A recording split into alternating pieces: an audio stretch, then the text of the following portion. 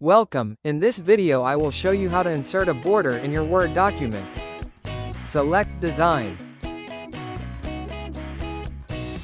Then select Page Border on the left-hand corner. Make sure to select the box option. You can change the style of the border you want here.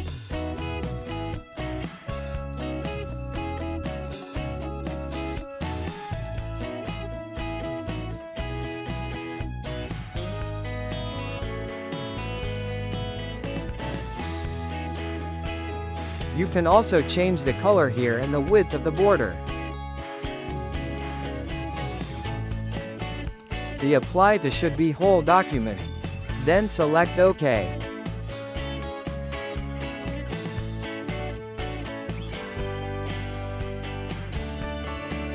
If you want to remove the border, select Page Borders again.